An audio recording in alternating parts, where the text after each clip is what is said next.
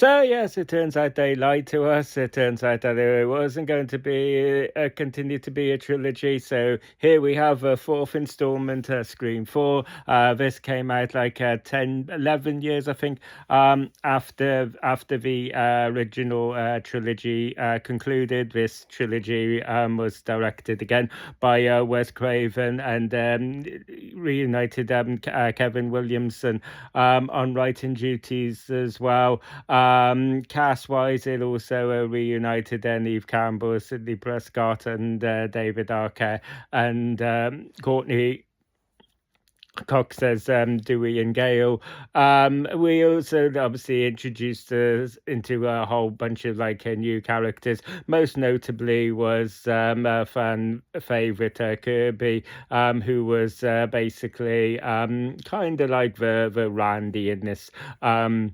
The film buff is basically there to kind of like explain the rules here. On that note, this kind of like basically she hypothesizes that basically Ghostface is kind of like working on the principles of a remake here. It kind of like doesn't really fully resonate with me personally. I think that's what maybe like one gripe I do have with this film, that maybe just on terms of its meta commentary and everything, it kind of like it doesn't. If this one feels like maybe with one of the least to say, and it's and maybe that's just me. I know that there are like Scream fans who basically cite this as like one of their favorites. So and I mean this is a solid movie, to be fair. But you know, this is another solid entry, although it feels like maybe I'm kind of like being a bit hard on it. But yeah, I mean, there was a stylistic choice here where it's basically got this like kind of like the cinematography has this like Vaseline tint on. It makes it feel really kind of like brighter. It was a stylistic choice to kind of try and make it sort of like more in tune with like movies of horror movies at the time. And it just like now looking back on it, it is kind of like distracting. Not so much that it totally affects your enjoyment of the film. This is still a really watchable film, a really enjoyable film. But yeah, it is kind of like noticeable, and you kind of like sometimes you are kind of like just looking and go, why does everyone look so bright? And so yeah, I mean, I do enjoy the opening to this the opening segment to this film where we basically see essentially somebody like a couple of people watching the Stab movies, and then it basically turns out that it kind of goes like within the movie where you kind of like think you're seeing the opening to the film, but really you're watching a scene from a Stab movie, and then you're basically cuts to the people watching it, and then it kind of like just goes with like a movie within a movie type kind of like opening. I thought that this was that was quite an innovative way to open this up. Like a lot of people, I really liked Kirby here,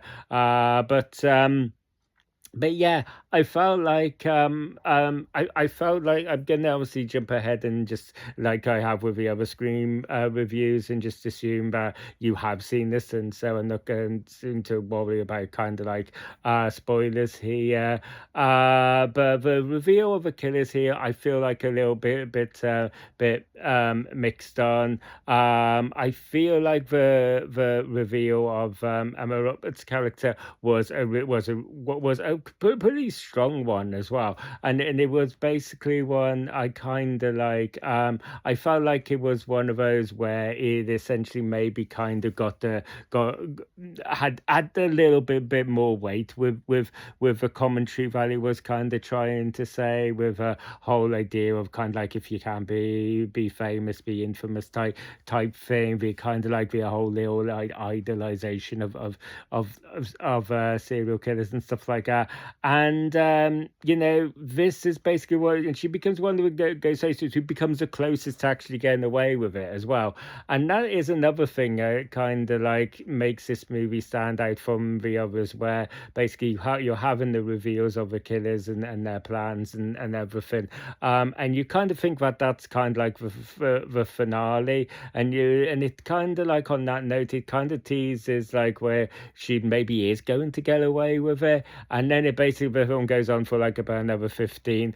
It's where it basically follows them back to the hospital kind of thing, and she kind of like finds out that Sydney has survived, so she's kind of got to try and kill her in the hospital, and it all kind of like, and honestly, I feel a bit mixed on it. I mean, I kind of understand why they did it from a kind of, I guess, a contemporary kind of point of view, but I kind of like felt it would have been kind of neat if they had if they had had a fresh if they had had a Ghostface kind of get away with it. So yeah, I feel a little bit mixed on that, but I do appreciate how it kind of like veered away from the regular formula, where this is one of those movies where for want of the little set piece and the reveal of the killers is not the finale. So I did feel like that. So yeah, I was a big fan of actually Emma Roberts' character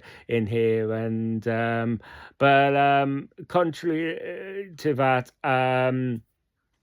I wasn't a fan of the reveal of the other killer here. I thought that like his motive was like a little bit weak here, and also he kind of like stood out to me like a sore thumb all throughout the movie. I said that it was a bit of a trend with all of the Scream films, where it seems like at least one of the killers I kind of like get right first time we're watching, and this was the guy I was suspected from the get go kind of thing. So it was just like, it was basically, yeah, he just kind of like stands out, and yeah, the fact that he kind of like was doing it because he had the crush on Kirby, and like it just didn't land for me. And so yeah, I mean, on the whole, guys, like I said, I think it's weird also, because since this we've kind of got the little the reboot of a trilogy, kind of like starting from Scream, the recall trilogy, I guess. And then we basically got the original trilogy. So in some ways, this one, by no fault of its own, this one feels like a little bit of an anomaly in the franchise in some ways. Yeah, like I said, not really a criticism, not like a good or a bad type thing, but yeah, it's just something else kind of like worth maybe noting about this film. So yeah, on the whole, guys, like I said, I thought that Scream 4 was a solid entry. Did think it was a step up from Scream 3 a little bit. And yeah, like I said, I still have a lot of fun with it. I don't think that it's yeah, like I said, I don't think on the front of meta commentary and everything, I don't think it's the weightiest. I think it maybe has maybe one of along with the latest entry, Scream 7. I think this one maybe has the least to say in respects to that. But yeah, still a really good time, I think. And yeah, I would still give it a thumbs up. I would still give it like a 7 out of 10 here. So yeah, I think that it's still a competently made sequel to that original trilogy. So yeah, that pretty much concludes it. So thank you guys for taking the time to watch this video. If you enjoyed this video and want to see more, don't forget to ring that bell for notifications. Don't forget to like and subscribe. Please feel free to let me know down in the comment section about what your own thoughts on this film were. I have been doing a review of all the other Scream films, which you can check out on my channel. I will be doing a ranking of all 7 Scream films, where I rank them from the worst to the best as well. So stay tuned for that. And yeah, so yeah, thank you guys for taking the time to watch this video again, and I will see you guys in the next video. You guys take care.